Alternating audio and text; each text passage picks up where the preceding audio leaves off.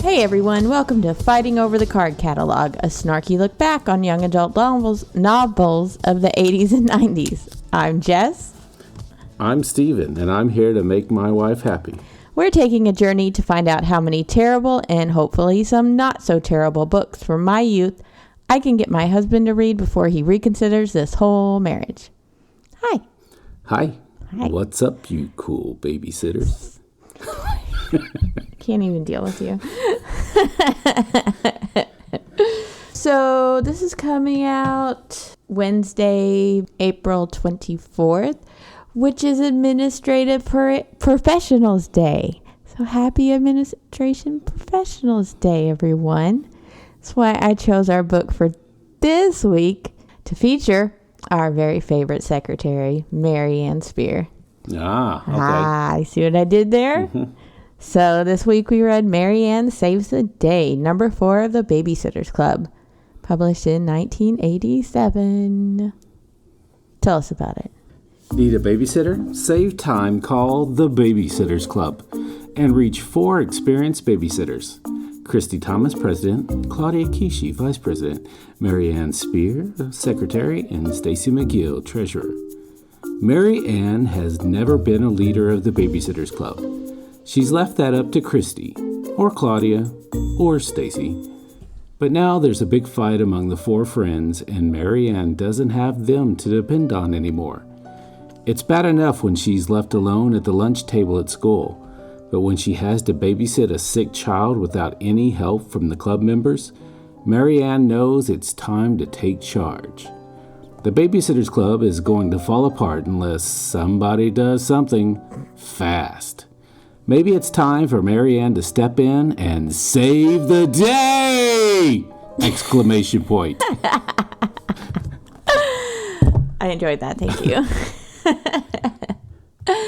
So what'd you think of the book? It was good. I mean, let everybody know as we were traveling this week, my beautiful wife actually read the book to me. Aside from the last 9 pages. Yeah, aside from the last 9 pages. And I laughed out loud several times. You did? Yeah. Was it because of my reading, my performance? It was because of stuff going on in the book, yeah. Ouch. I just meant me. Well, I mean, you didn't write the book. No, but I gave it life. Okay, well, thank you for that. It was also filled with anxiety. Word. Because of these, I don't know what to... You want to call them bitches, don't you? I do. They were very petty. And some of the things that they were saying to each other, it's like, I don't care if they apologize later on. Mm-hmm. I would have been like, I'm glad I found out this person was this way now. Because I never want to talk to them again. Just petty. Well, spoiler alert, there's a lot more books where they do talk to each other. There's a lot more fights, though, too, but I don't think quite as intense as this one. Yeah. But I really think this book is where the series kind of as a whole starts to hit its stride. I think it starts. There were some twists in there that were actual nice plot lines and yeah. So, but until I read this aloud and gave it such life, I never realized just how snarky and, dare I say, sometimes bitchy Mary Ann could be in this. Oh my goodness. I mean, it was like a lot. I mean, maybe it was just my interpretation, but I had never read it quite so bad in my head that way. So on the scale of 1 being the best book ever to the Dementor's Kiss of 10, what do you give it then and now? It was entertaining enough. I'll give it a 3, and you'll find that over history, it'll probably be 3 to 5 on pretty much everything, unless it's just really a shitty book. Oh, man. Yeah. Okay, I got to start trying harder for him. I give it a 3 now, too, I think. But back in the day, it was really super stressful. Like you're saying, I mean, it gave me anxiety too, all the fighting. So it wasn't one of my favorites, even though I liked Mary Ann. Mm-hmm. But yeah, it was probably like a 5. for me back in the day. So, yeah, the book pretty much starts out with a huge fight at a Babysitters Club meeting. The girls get all bitchy and all pissed off at each other. Mary Ann ends up getting called a shy little baby. Stacy, a conceited snob.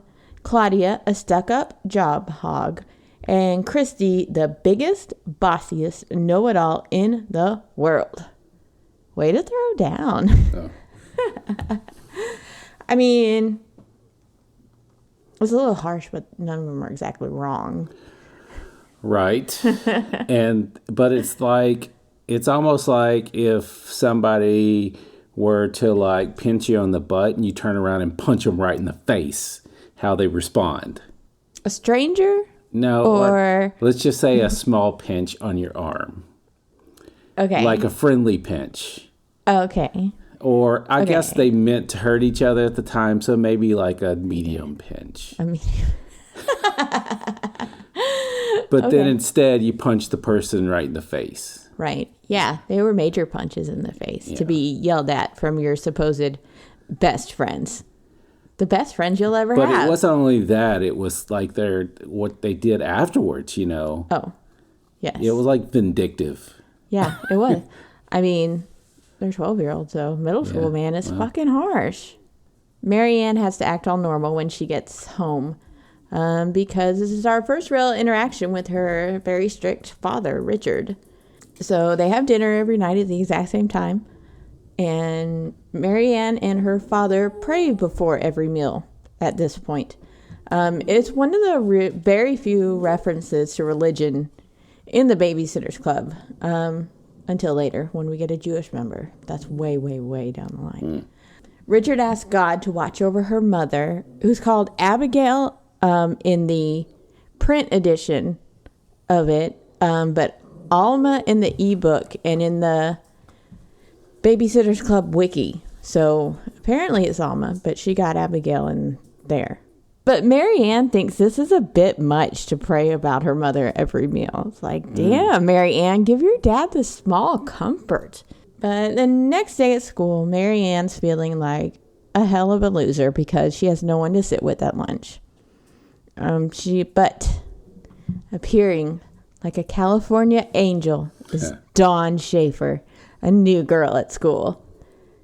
But Mary Ann says about Dawn, she wasn't exactly pretty, I decided, but she was pleasant, which was more important. Yeah. See that little bitchiness coming out already. Dang, Mary Ann. She tells Dawn that all her friends are absent because Mary Ann's not really thinking very well at this point. Well, I guess she thinks the fight will be over soon.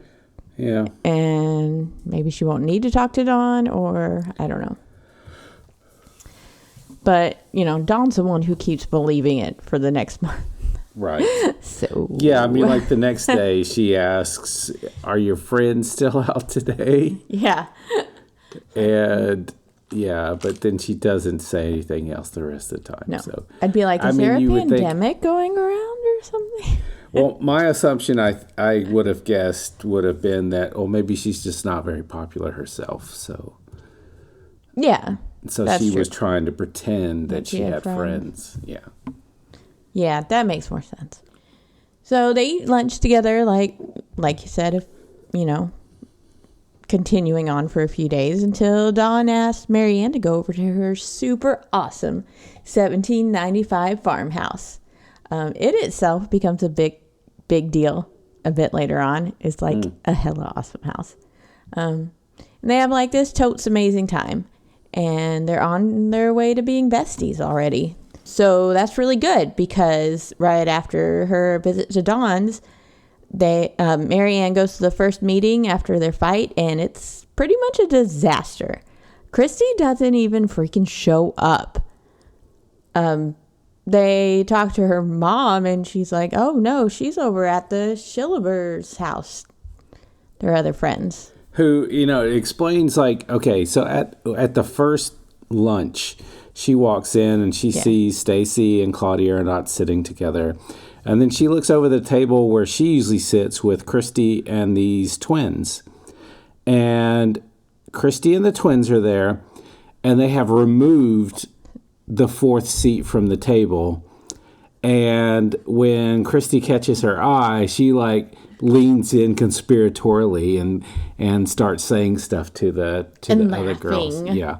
And so it kind of forces her to go off and find someplace to sit on her own. It does. And that was harsh as hell. Yeah. Yeah. So I guess Christy decided these twins are her total new friends now and doesn't even show up for their meeting. Marianne and Claudia do kind of end up making up with each other, and they decide to talk to the others to try and figure out what to do about the club. Marianne screws up the courage to talk to Christy, and they decide one person will take a day to answer the phone and will take as many jobs as she can and then call around to the other girls to offer the jobs that she can't take. Very poor system. Very poor system. They should have had this worked out a long time ago with how they get jobs and, spread them out between the four. My idea was have a list of the four of them, and whoever's at the top of the list gets the next job as long as they're available and want it. And then if they're not available, then the next person on the list. If they're not available, the next person on the list. And then whoever gets that job goes to the end of the list. Mm-hmm. Yeah, no. Now they've come up with this system where whoever's answering the phone that day is just taking all the jobs they can. Yep. And then taking turns answering the phone. And at one point when Marianne's answering the phone, she can't take it, and so she says what they're doing to whichever client this was. She's like, let me call the other girls, or something like that, something to that effect. And it's like, you're basically telling them something's up with the club. Right. So, one thing that's highly discussed in the whole fandom is the fact that they rarely miss meetings, especially right now in the beginning. And it's like, did they never have sitting jobs between 5:30 and 6, Monday, Wednesday, Friday? Right. So it seems like, come on, they would have. Yeah. And so, then your system being implemented would have been even better, because there's no way. A lot of times during the series, a parent will say, I'll be back by 5:15 so you won't miss your meeting. Don't worry. Whatever.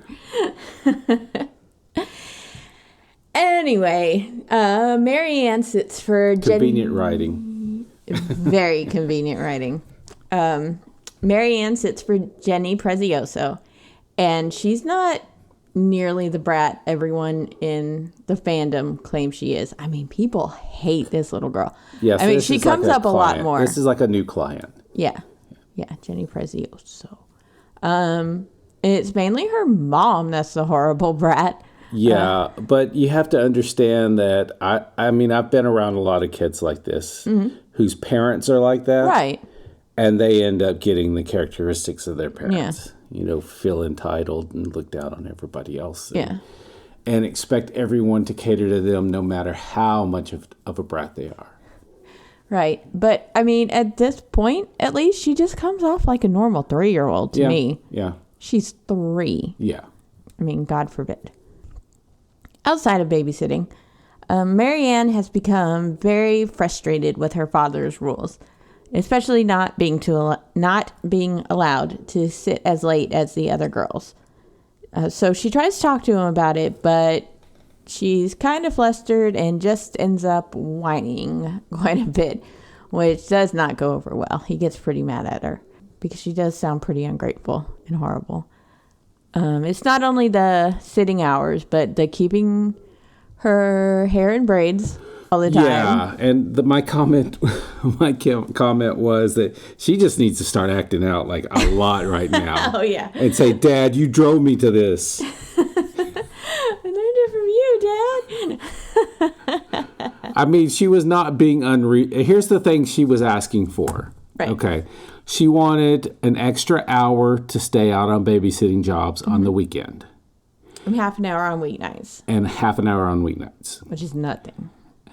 I can see him saying no to that because of strict rules for whatever. Mm-hmm.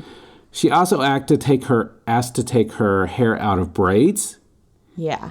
Not unreasonable. She asked to be able to pick out her own clothes. Yeah. What grade are they in now? 7th. Yeah. Yeah. And her dad is still picking out her clothes. Yeah. And she asked to take down her fairy tale posters. Yeah. Can I describe the room? Yeah. I love it. So the whole room is white with pink baseboards, pink flowered curtains and bedspread, and a pink shag rug. And then pink framed pictures of Humpty Dumpty and Alice in Wonderland. I mean, Alice in Wonderland's not bad. But Humpty Dumpty for a 12-year-old. Right. Yeah. Yeah. It's pretty sad. Yeah, she even said if I could just get the Humpty Dumpty down. Yeah. We could do the Alice in Wonderland later. Yeah. But she'll keep up the picture of her family. I mean... Yeah. Okay. So these were what her asks for her dad, and he said no to every single one of them. And I'm like, girl, you just need to go buck wild right now. You need to curse at a teacher. You need to skip school. You need to do something to tell your dad, oh, you have been responsible, and now you're not giving me any leeway. I'm going to do what I want. Is that what you would have done? No, that's not what I would. Yeah, and I think we were probably both quite Mary Ann-ish. Yeah, I certainly wouldn't. I do remember one time when my mom wouldn't listen to me about something, I started yelling, picked up a book, and threw it at her. Now, when I say I threw it at her, I threw it in her direction. Because I mean I could have hit her. I was pretty good. I was pretty good at sports even at that age. But I threw it like over her shoulder, and that did not go over well. Was it a paperback or was it a hardcover? It was a hardcover. Yeah. Oh, yeah. Okay. So it doesn't even matter the size. That would have hurt. That did not go for a while. No, I'm shocked. And instead of ending the lecture that had lasted for... Okay, so you have to understand my mom. When she gets on something, on a tangent that she doesn't like something, she cannot let it go. That's true. Although it means I enjoy her Trump ramblings a lot. But So, with me, it's like... You tell me that something that you don't like something, and I'm like, okay, and then I go on. Well, you don't have to keep coming back into the room and saying, "Oh, it's a physical thing." for like, and I'm not talking about once or twice. I'm talking about over hours. Oh my God! This had lasted over hours, and that's at the point when I'm like, okay. I got to chuck this book towards my mom. I have to yell at my mom and chuck a book to let her know how unreasonable she's being has caused me to become completely unreasonable. Caused you to be. Yes, that's it. So do you recall? Look what you made me do. Okay, so yeah, I guess I kind of see your reasoning towards Marianne. Yikes. Do you recall what this lecture was for? I don't. Okay. I don't know. Okay. Did you, your mom or dad, have any ridiculous rules that you thought were ridiculous, at least, like the braids? I'm sure, but I can't think of them off the top of my head. The only one I can really remember, and I understand why. I just thought the time limit was ridiculous. My parents wouldn't let me get my ears pierced. They said until I was 18. Like a friggin' tattoo or something. Now, I understand a little bit because they were afraid I would wear something dangly. And like I've said before, I played out in the woods a lot. Mm-hmm. And so they said they were worried about earrings getting like caught on, leaves or limbs or something like that. My cousin Cody. Oh, yeah. Yes. So I kind of understand that. Yeah. But until 18... that seemed incredibly long to me. But my mom and brother and I went down to my aunt's house in Chicago while my dad stayed home. I guess he had to work around my 14th birthday. And she let me get my ears pierced at Claire's. Your for aunt my or your birthday. mom? My mom. Without your dad knowing? Without my dad knowing. And what did Dad say? I don't remember. I remember talking to him on the phone like that night. And But I remember. No, I did not. Ah. No, sir. No, I don't remember what happened. No, you should have. I was thinking you should have told him then so that he could yell at your mom and be a little bit over it before you actually had to see him in person. That would be too stressful to say. You know how I am on the phone anyway. Yeah. My God. But hey, don't get your ears pierced at Claire's. They don't know what they're doing. They barely have any training. Yeah, it's bad. Go to a tattoo parlor. I think we got Megan's done at Claire's originally, and then as my ex started getting more into tattoos and piercings and stuff, we found out why that's not a good idea, Right? And why you should actually go to a tattoo studio or something where they have. And they're not big and piercings. scary or anything. They're more than happy to do a 10-year-old's ears. Oh yeah, Yeah. or nose or lip. Nose Or or whatever. I actually had the top of my ear pierced at Claire's. Are you A serious? cartilage piercing, yes. When was this? It was, I had been working for about a year, I think, at my previous job. So that was probably 99 to 2000. And the company did not like it. Oh, I'm not surprised. Because by then I'd already started managing the department. And they just thought that was not what they wanted in a leader. Yeah. Did you but wear it got infected. little hoops up there? Or? It was, I don't remember what the starter was. Yeah, it's usually not a hoop for a I don't starter. think It's a stud. was. Yeah, I think it was. Yeah. And that's all you got to wear? Yeah, it got infected, so I took it out and was like, okay, well. Yeah. Yeah, the funny thing My now bosses is... didn't like it anyway. So. Yeah. I mean, just the fact that they banned it for so long, I think is what made me want to get them so badly. Because after a couple of years, I didn't really care. And then I rarely wore them. I'd wear them for like theater shows when I felt like my character needed earrings. And yeah, so the last time I wore some pearl earrings was at the beginning of 2015. And so when you got me some really cool FC Dallas earrings a couple of years ago, they'd completely closed up and I cannot wear them. But it's fine. I made one into a bracelet and it looks great. Nice. And otherwise, I don't care. I don't need to wear earrings. So anyways, Marianne decides to talk over all this stuff about her dad with Mimi over tea. And they have a really good talk, but Mimi calls her my Marianne, and Claudia overhears this and gets all upset because Mimi is only supposed to call her my Claudia. Like, she doesn't even call Janine her Janine. Yeah, so again, some petty bullshit goes down because by this time, Claudia and Marianne had started speaking again and were being civil to each other, and then all of a sudden this. Now they very much are not.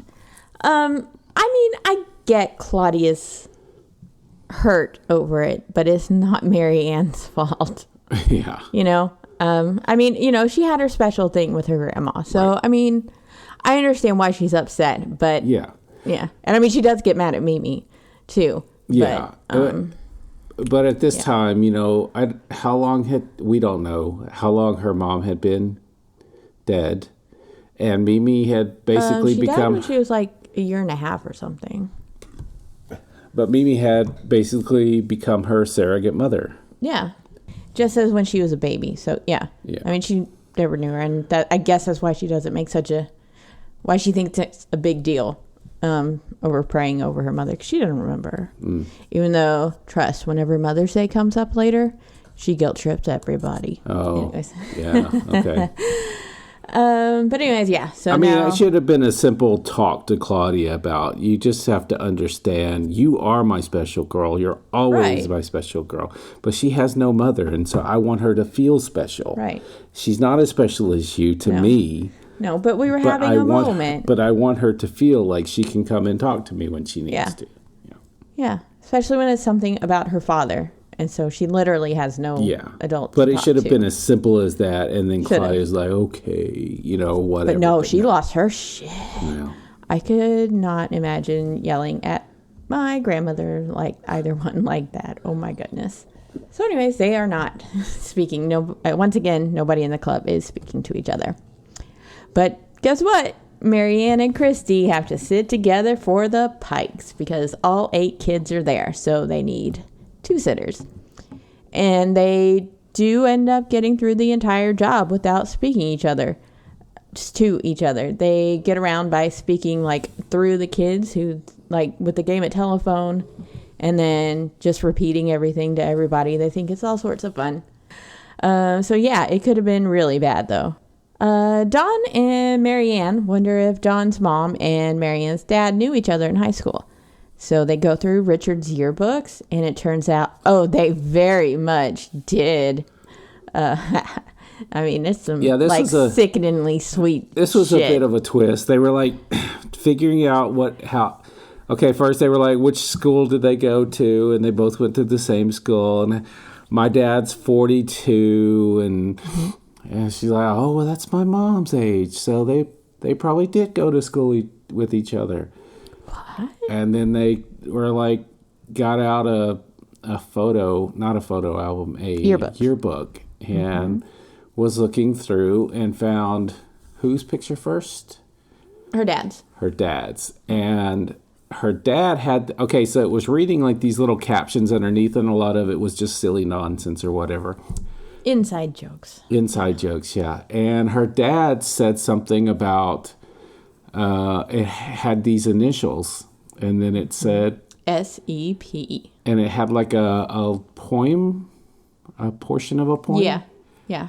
After it. From Camus. And it just so happened that was her mom's initials. Which, by the way, her middle name's Emerson, Sharon Emerson Porter. That's a dope-ass name. Yeah. Anyways. And so then they noticed that there's an actual... Signature? No, autograph or she signed it over her picture, didn't they? So they went to and found her picture, and it just had her name underneath, but she had actually signed Marianne's dad's yearbook. Yes, and she called him Richie. Marianne freaks out over that, and it's pretty cute. They both freak out over all this, and I don't blame them. Yeah, it's pretty heckin' cool. And you kind of had some foreshadowing because the first thing they did together, besides eat lunch, was watch The Parent Trap. Right, which is adorable. And still a big deal that somebody has a VCR. I mean, we had a VCR in '87, so I think anything we had was not impressive at that point. But. Yeah, we had one very early on because my mom was doing art shows, and she was videotaping the art shows. Oh, with one of those huge honking cameras. It was actually 2 different pieces.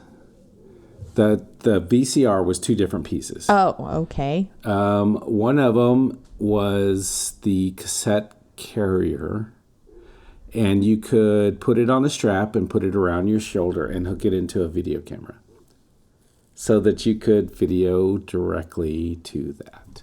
Oh. Yeah, and the other piece was, I don't remember, controls or something. Anyway, it was Curtis Mathis. Okay. I don't know if you know Curtis Mathis. No, I do not.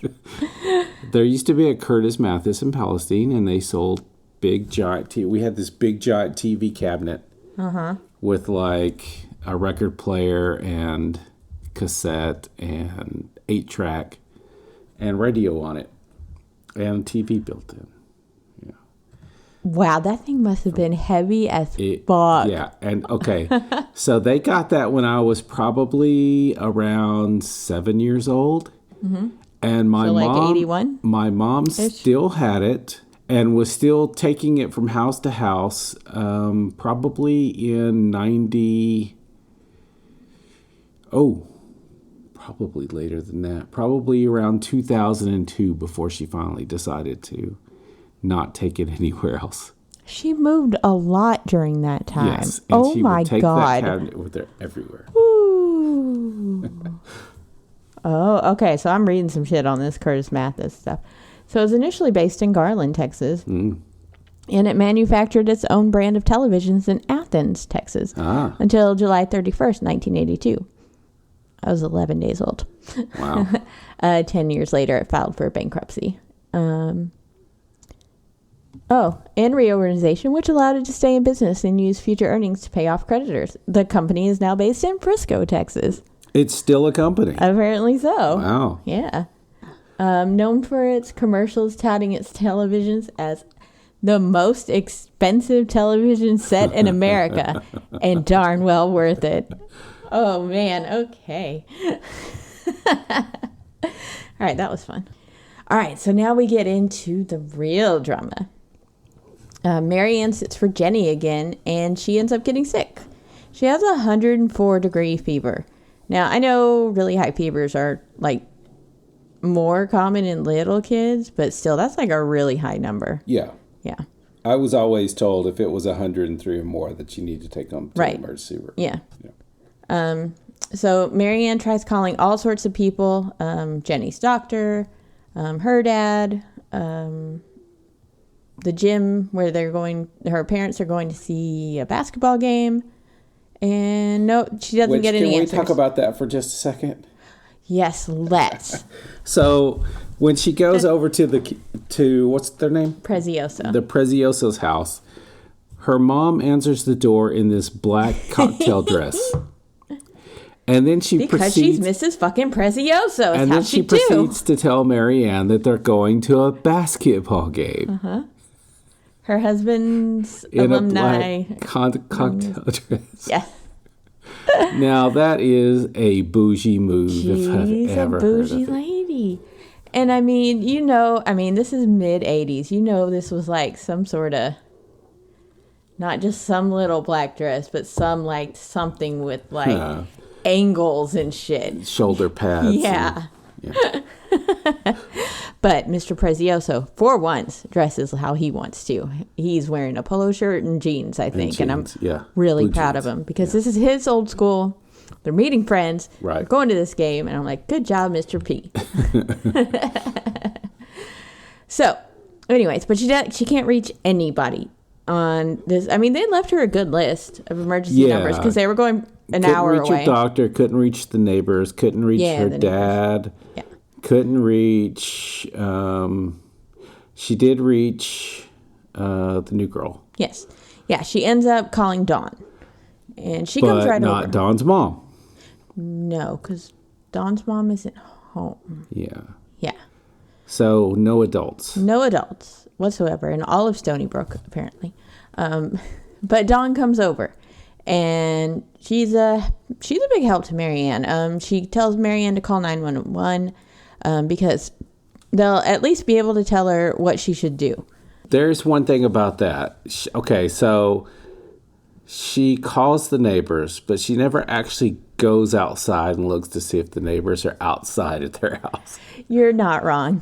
Yeah. So she calls an ambulance instead of just peeking outside to see if she could see an adult. She didn't actually call the ambulance. I mean... Oh, yeah. She called just to see if they could tell her what to do. And... Yeah. They told her the whole thing. And they told her to put cold compresses on Jenny to cool her down. But they think it would be a good idea to send out an ambulance.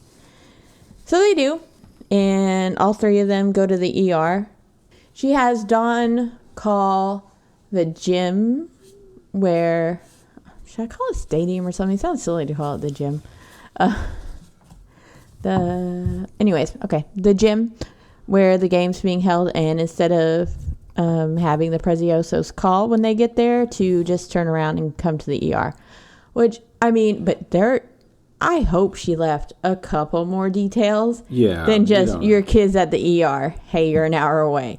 Yeah. Yeah, come right away. Yeah, that's a little scary. But anyways, they finally show up, the Preziosos at the ER. And it just turns out Jenny has strep throat, but she'll be fine. And she feels a whole lot better after an alcohol bath. Is that still a thing? Do they still do that? I have always wondered about that. Ever since I read this the first time. That doesn't seem right, but I don't. I've actually never heard of them doing that. I haven't either. Yeah. But I've always thought it actually does sound kind of nice.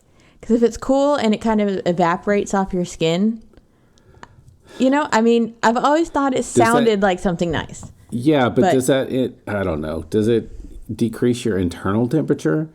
Well, I don't know. I mean, by then they had Tylenol. I was taking Tylenol. Yeah, no, I'm sure they 80s. gave her. I'm sure they gave her stuff, but that was probably just help her feel better because she said, "Oh, nice and cool" or something. Yeah. I mean, yeah. It would seem like cool water would do kind of the same thing. I don't know. If you know, let us know. Let us know. Have you ever had an alcohol We're not going to look it up bath? just so somebody can tell us. Not like the drinking kind. I'm sure most of our listeners have had the drinking kind. Probably. And probably a couple have drunk the non-drinking kind of alcohol. Oh, no. Gross. Not a good thing. No? Have you done that? No. Okay. I was told very early on. There is a difference. Right? Now, I have drunk so much that I have ended up in a bathtub at a party, but that was a cinnamon whiskey shot night, and we're not going to talk about that. I was going to say, do we want to talk about drinking experiences? No, not for this book. Yeah. Not in a Marianne book. That doesn't sound right. So anyways, throughout the whole ordeal, though, Marianne is able to stay really, really calm and collected. And Mr. Prezioso rewards both her and Dawn with a whole whopping $10 each. Yeah. Good to know your daughter's welfare is worth $20, Mr. P. Yeah, I forget what they were charging at the time. I mean, I think I would have given Marianne 20 and given her friend Dawn. I'll get there eventually. I hope so. The $10 because Marianne had been she'd been there. actually babysitting her beforehand. Yeah, and she was in charge of it all. Yeah, but I don't know. Whatever. I mean, it was very nice of him to give her something. They said the prices very early on, and I was like, that is way too little for babysitting. It's so cheap. Oh my God. So that might have been 2 or 3 times what she's normally. It probably was, but yikes. $10 for getting your 3-year-old to the ER safely. I don't know, man. Anyway, so the girls go back to Marianne's house after this, and they're trying real hard to find a prom picture of their parents together because they found at Dawn's house in Sharon's yearbook this pressed rose with a ribbon on it, and they're like, I bet that's from prom. So let's start looking for pictures. So Marianne found some albums, but she kept herself from looking at them until she could open them with Dawn, which I don't blame her. They're doing a thing. It's fun. But Marianne spots Christy watching them from her bedroom window, which is a little creepy. Oh, yeah. Things go sideways. Yeah. And, I mean, this is where Marianne really gets petty and vindictive. To make Christy jealous, Marianne puts her arm around Dawn and sticks her tongue out at Christy. There is so much tongue sticking out at each other. I mean, it's probably like 5 times or so various people do it. It is really immature. If this was a young adult book, it would have been flipping somebody off. That's exactly what I was sticking thinking. Their tongue out. Yeah, because that's what it was like. It was a big middle finger. Absolutely. Yeah. But I mean, I am okay with that. As bad as Christy has been through this book to Marianne, I totally support her saying, "Look, I've got another friend," and flipping Christy off. I am all about it. Until Dawn sees all this happening, and she looks back and forth, and she starts asking some questions, and she, gets the story that she was making her jealous. So Dawn feels really used, and she rightfully gets all weirded out and pissed off. And she just then realizes that she lied to her about her friends being sick. I mean, at least she does say, I thought it was weird. I started to think it was weird or something. And she said, but I was really grateful for your friendship, so I just let it go. Yeah. Yeah, so she addresses it a little, but yeah. But I mean, it's like the author goes... Anne Martin again goes a little too far with how mad it makes. I mean, how mad it makes Dawn? Yeah. I mean, okay, they've been hanging out together, having fun together. Yeah. And then all of a sudden this thing that happened at the very beginning when they met is the most important thing, not everything that has come between then. Well, I mean, I would feel like I've been being used for a month, which she kind of has been. I mean, yes, they have an actual friendship. Yeah. But, I mean, from the beginning, she started laughing with Dawn and looking at Christy. Okay, just like she was doing with the twins that very first day. So she was using Dawn. Right, okay. And now she is too. But here's the thing is that it was a secondary thing to her finding a new friend.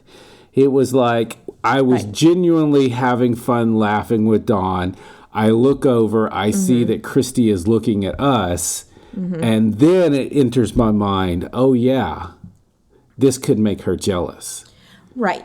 So it was never her true intention. But again, nobody knows. At this point, no. Nobody knows what other people's intentions are. Right, exactly. I mean, I can understand. It could never be in somebody else's head. So while in the moment, Marianne doesn't, realize how it would come off to Dawn, if she'd thought about it. But I definitely understand where Dawn's coming from. I mean, how does she know that this is real friendship? I got you. If she's, Okay.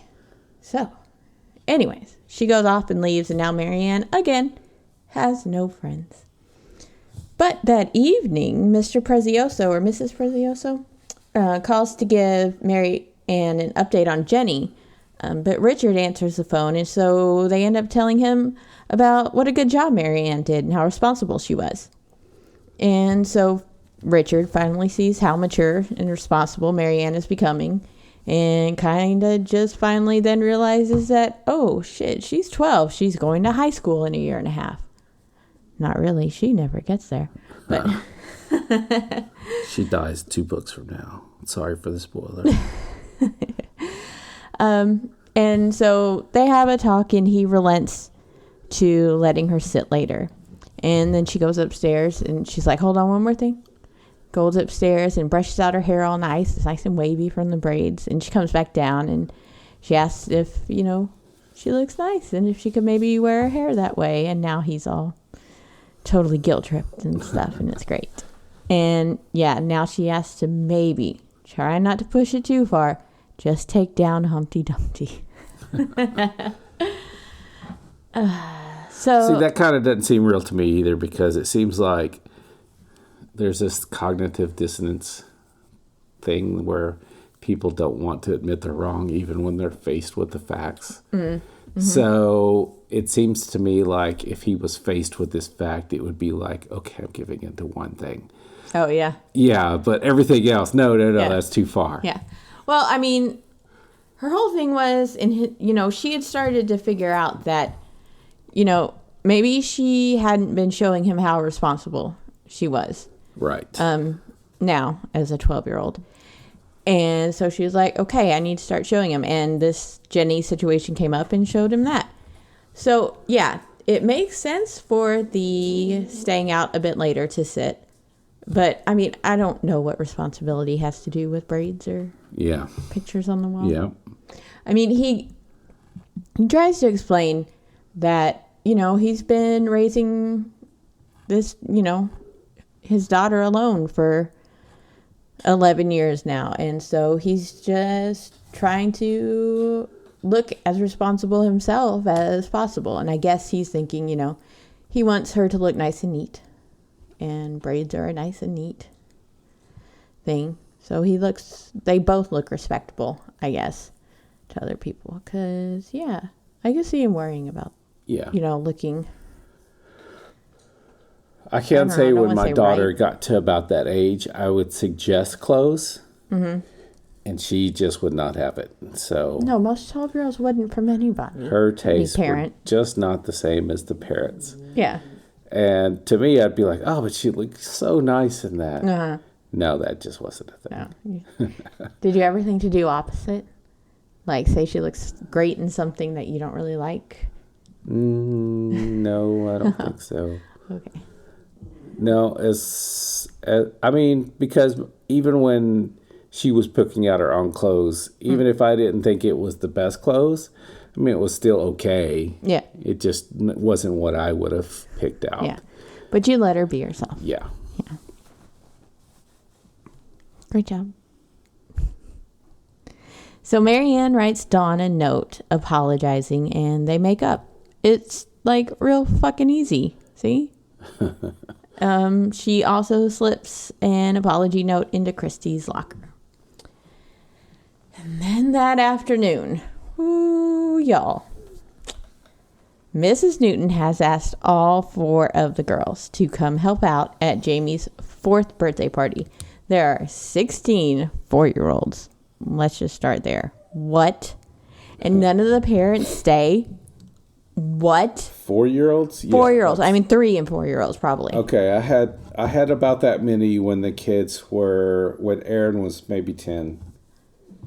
Yeah. Maybe 9 or 10. That's easier to handle. And you can just send them all outside by themselves. I mean, it was a disaster, but it was only because there were some kids that shouldn't have been there, unsupervised. But Shit. But yeah.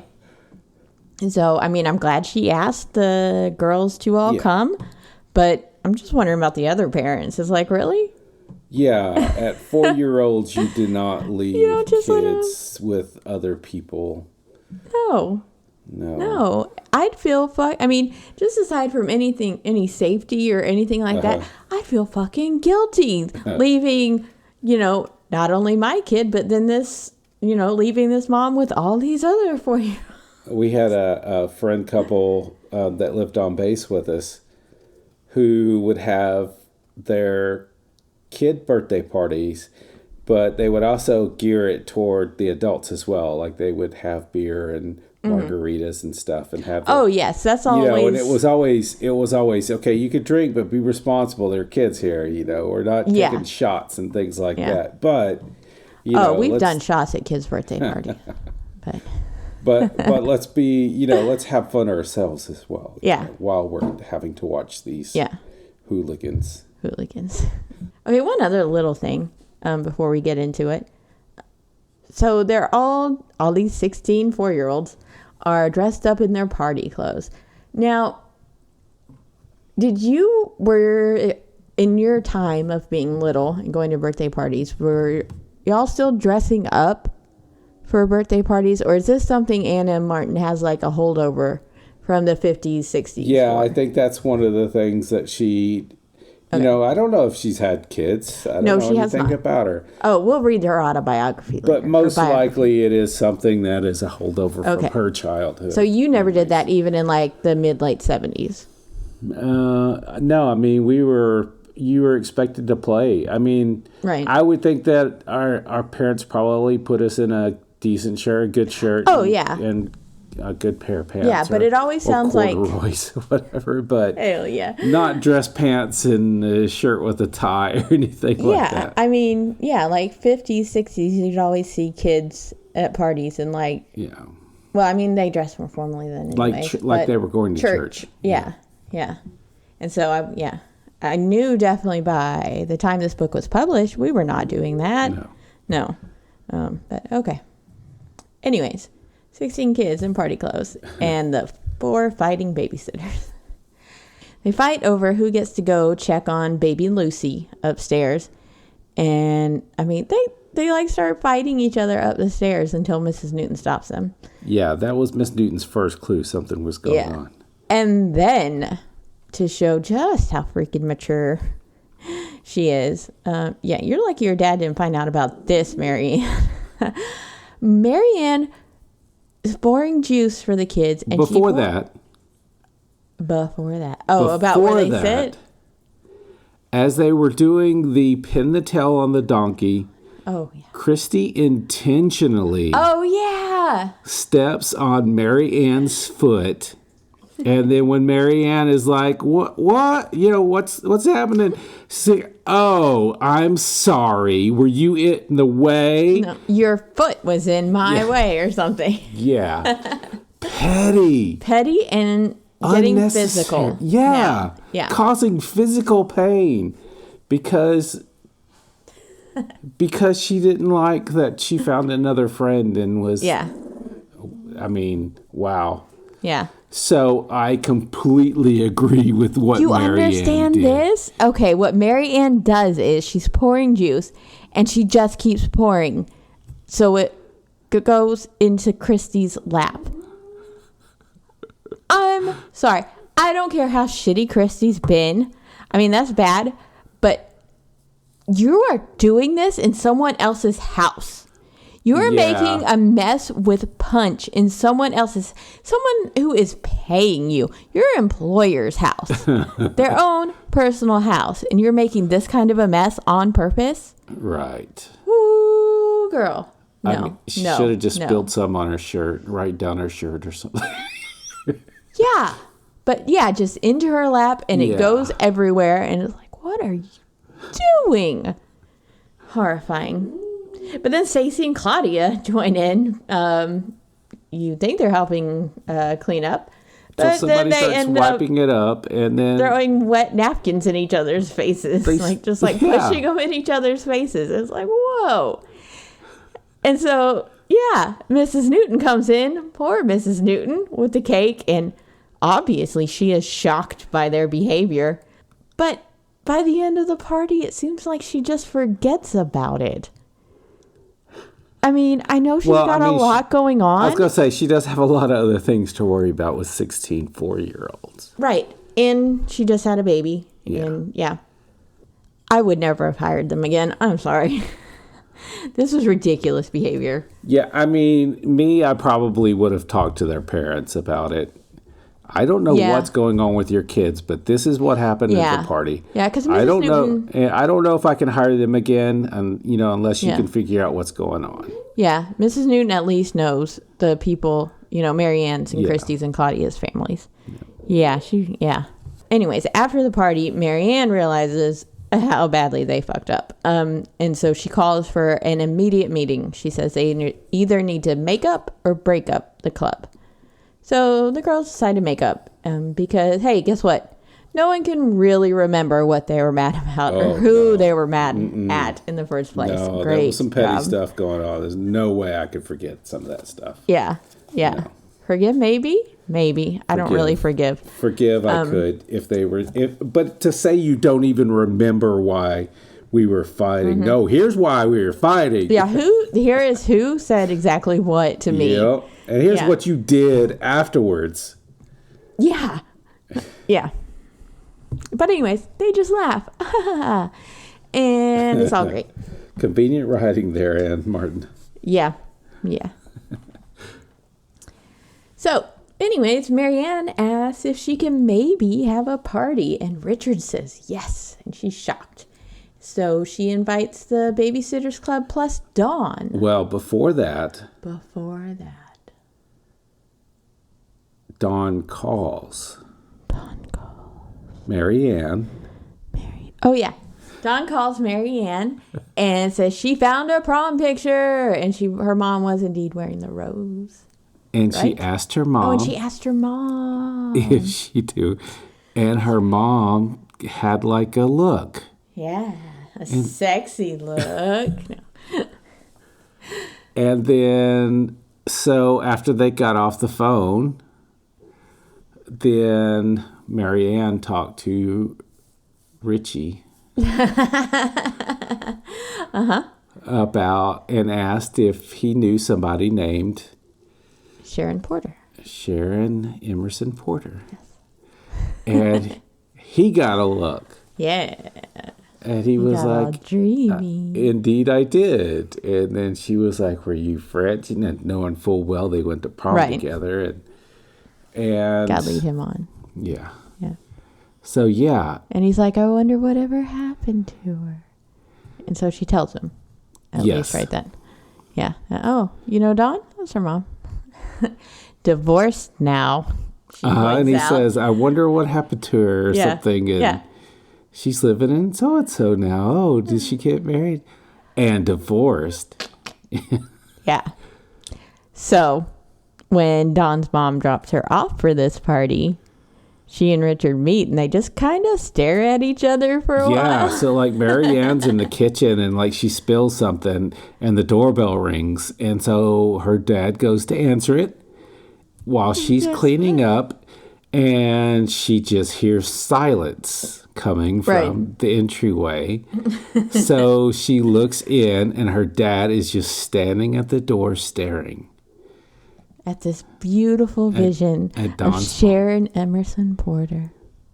Although she's still going by Schaefer, I think. But anyways, yeah. And so once they do start talking, once Dawn goes into the kitchen with Mary Ann, they end up setting up a date for the next night. Yeah. Huzzah! Okay. So here's my question. Okay, what's your question? How long has she been divorced? Because they moved Okay, they do get into this. from California Yeah. after the divorce to be back where her mom and where her parents live, Right. right? Yeah. Okay. Did they immediately move back? They- Even if it was like a few months. Yeah. Think about it from as a kid of somebody whose parents went through divorced. Yeah. It took a long time for me to be okay with my mom dating anybody else. That makes sense. Yeah. And so to think about just a few months ago, her parents getting divorced and then being so happy Yes. about her mom going on a date with someone else. I don't know Yeah, if that Ann seems Martin unrealistic. has actually been through a divorce to No. know what the child would be thinking. She has not. Yeah. Had not. They do go into more detail later. I forget which book. But they had not been having a good marriage for a while. Right. Even through that, okay, usually the Well, yeah. parents themselves may have hard feelings toward each other, but the kids, they don't try to include in that. Like they Right, don't but they try did to, see all the fighting and everything. they don't try to make it so that their kids don't like them, like Right. even if the dad Well, is some being, people do. even if the dad is being harsh to the mother, he's usually not harsh to the children. When they're going through a hard time in divorce. About the mom, you mean? Because, I mean, some people absolutely do. I mean, to them. Yeah. yeah. Yeah. But, I mean, kids can still hold resentment towards their parent for divorcing, even if it's, they haven't been acting any different towards them. Yes, but then they wouldn't be okay with them dating someone else right away either. Right. No, I understand what you're saying. Yeah. I'm just, there is more context to it. Yeah. We learn later. Okay. But you're right. She does. It seems pretty soon for Yeah. all that. And for a kid to be excited. Yeah. I mean, Yeah. even when my Yeah, parents, that part I get. even when my parents broke up, I thought that eventually they would get back together. Yeah. Yeah. And I think she has some of that later. But yeah, that doesn't fit into the convenient Anyways, writing. right, exactly. So they're going to have a date. When I was reading it initially, I was like, "Yay! This is working out better." It's nice. And then I started thinking about it. Oh, wait a minute. Yeah. For sure. Yeah. But hey, huzzah. Everyone's excited. Huzzah. So at the party, the other girls all finally meet Dawn, and they start quizzing her about her prior babysitting experience. And she's like, "Oh yeah, I've done a lot of it. I started sitting when I was 9. Really, Dawn? I mean, she has a little brother, and I think he's 9 or 10 now. So if she were 9, he would have been like 6. No, that still doesn't add up. Well, But anyways, she saved some other kids from a fire that they had at her house. And so everybody's real impressed with her. And they decide to ask her to become the 5th member of the club. And she accepts. And they have a pizza toast. And a hamburger toast. Oh, and a hamburger toast. Because Stacy can't have pizza. Because Stacy has diabetes. Shout out to Cody House. Shout out to Cody House. We're sorry. We did not mention him in the truth about Stacy. We had our very best friend, Cody House. Book, and we did not mention our very, very good friend, Cody. Yeah, let's talk about Cody House. So he has the same kind of diabetes as Stacy, but he did not get diagnosed as a child like most people with type 1. He got diagnosed like, I don't know, 4 years ago or something when he was like 30. That has to be such a huge change in It was lifestyle. buck wild. Yeah, it was. It was really hard. Yeah. Yeah. I think it still kind of is. But hey, I only make sugar-free Jell-O shots for him now. So for all of us. And we keep diet sodas in the house to mix with whiskey. That's right. Because we love our Cody. We love you, Cody.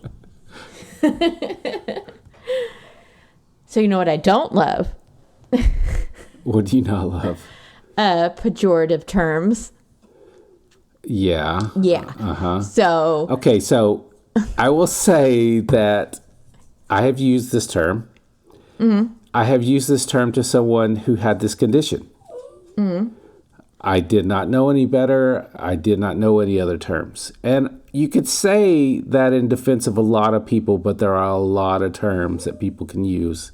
Right. To describe somebody that absolutely is not right. Absolutely. Do you know timeline about when you said this? He was a good friend of my oldest brother, so it would have been over years, probably from maybe 7 years old for me to a good 18, 19. Okay. Yeah. So I'm not sure what the proper or most commonly used term was in 87 when this book was written and about the time you knew him and whatnot. But Marianne says the colonists must have been midgets when she is in Dawn's house because like the doorways are short and like everything's real small. I don't know. Maybe more people said it then. Probably. But I don't remember hearing the term little people until much later, until the TV show started coming out. I mean, some people were saying midgets bad, call them dwarfs. Yeah. Well, because it's called dwarfism. Dwarfism, right. But apparently that was not okay either. Right. So here's an official thing from the Little People of America. The dwarfism community has voiced that they prefer to be referred to as dwarfs, little people, people of short stature, or having dwarfism, or simply, and most preferably, by their given name. There you go. Yeah. But yeah, so that's in there. But 87. Yeah, I mean, I definitely would have still been using the term midget at that time. Yeah. Probably until early 90s. Yeah. Yeah. Yeah, I think Wikipedia said it was considered a pejorative term up until like the late 90s. So, yeah. So, that's the book. Did you ever have any big huge fight with friends like this? Kind of on this level? I know that at one point I got really angry with my best friend because I told him that I was really into this girl and we had been flirting like for weeks, and then I had to move. Oh. Mm-hmm. And after I moved, I talked to him on the phone and he said, "Guess what? I'm dating whoever." Yes. Well, I mean, you weren't there. You didn't stake a claim on her. And so I'm like, in my mind, I'm like, okay, I'm really angry at this, but maybe, in like a year or so. They dated for something like 5 years. Aw, dag.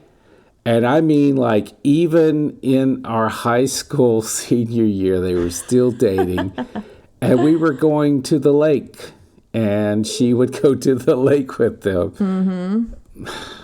It was not, I'm not so sorry. ideal. I'm so sorry.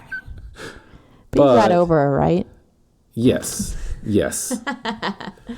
Did you make up with a friend? Yeah. I mean, like I said, we were going and doing stuff together. Yeah. After they started dating and they got into the age group where they actually had a car and could go do things, we actually became a lot less friends because he was always doing something with her. Yeah. And then I got another best friend that we played tennis together. Right. He was my tennis partner. That's how we like started becoming friends. Besties. And then of course later on we hooked up again on Facebook, and he was a completely different political stance than me. Right. Like saying that climate change was fake. It was all a liberal conspiracy. Oh, no. And we would have these long arguments now. Yeah. Of course you did. Yeah. So then we had some arguments. But those are worthy arguments, damn it. And eventually I had to just unfriend, because it was like there's too much negativity in the world. Mm-hmm. I've already stated these facts to him, and he is saying that they're lies, that these facts are lies. And, I would even have sources, and background, and that just doesn't matter because... Fake news. Yeah. Because scientific data can actually be faked, and that's true. But when you have studies that other people can, anyway, whole other. Yeah. Did it make you sad that this person that you're so close with and stuff has these? Yes. Yeah. Views and. Yeah. It did. Yeah. So I've had a lot of fights with friends. I can't really remember anything in particular. I remember one huge fight with a bunch of people, but just over one night, I think. It was a slumber party. There were like, I don't know, 8 or 10 of us, like 7 to 9-year-olds. We were staying in my grandparents' guest house, which is like, it's just 2 rooms and a bathroom. But I don't know what we were fighting about, but there was yelling, there was screaming. I remember the big thing we said then was, well, excuse me for living. And I remember yelling that very dramatically at somebody. So yeah, that's like, I mean, I know there were lots of little arguments with various people. I don't think I had a big friend thing in school, big friend group fight. Argument. I didn't really know how to talk to people when I was younger. So I probably would have been having fights more like Christy at that time. I probably would have said some petty stuff and just, like made fun of somebody's looks instead of having substance at something. And just because I didn't know how to constructively talk or argue. Yeah. Which, I mean, to be fair, they are 12 in this book. Yeah. And don't have, a lot of tact. And, I mean, because they just don't know yet. But then we are also supposed to believe that these girls are super responsible and mature. And, yeah. So, I mean, I think overall it's good that this, they do things not so maturely to show us that, oh yeah, they are still 12-year-olds. Right. But yeah. You want to have a fight? Just kidding. It's fighting over the card catalog. I can post a picture of you in one of our fights. Okay, we weren't having a fight. I just wasn't happy. So I'll put it on Instagram sometime this week. If you send it to me. It was very good because it's your favorite picture of all time. She was, I don't know, she was not in a good mood at all. Can I say this though? I am pretty certain it was after Rocky died, and so as my very old, very good dog. And so I was in a pretty depressed state. I'm pretty sure it was during that time. It does not excuse the look I had on my face, but I just wanted to throw that out there. And so I just started talking to her, and she gave me this look, and I took a picture of her. And then, I don't know, like maybe a month later, I sent it to her with hearts around it. You motherfucker. And with the caption, I love you too. I can't believe you haven't gotten that picture like blown up and like hung up in the dining room or something. Please don't do that. Please. That's not an idea for like my next birthday present or something. Oh my God. That's not my anniversary present, is it? That's my birthday present. Oh, for sure. Okay. Anyways, we don't really fight that often. I mean, that wasn't a fight. It was just. No, we have. I was not happy. I think we have had a fight. Mm-hmm. Oh yes, we have. Usually, it's just because one of us is having hormonal imbalances, or You're blaming my PMS, or bipolarness, or you're blaming it all on my stuff. There was, I think, during that time you had run out of medication. Oh yeah, no, for sure. It was But it's not all on me. No, all the time. no. But during that one big fight, yes, you're correct. When I'm saying hormonal, I'm including myself in that. Okay. Because if you don't know it, guys have PMS as well. We do have hormonal. You have imbalances. premenstrual syndrome. Like, okay. Yes, hormones run rapid in all people. Yes. Yeah. You know what I would like to run rampant? iTunes reviews from our listeners. Yeah? Good segue? If you like that segue, please leave us an excellent review on iTunes. If you don't like that segue, leave us a bad segues. one. Yeah. Tell us some other great, super cool segues. Or tell your friends about just how funny we are. And if you haven't yet, please subscribe on iTunes.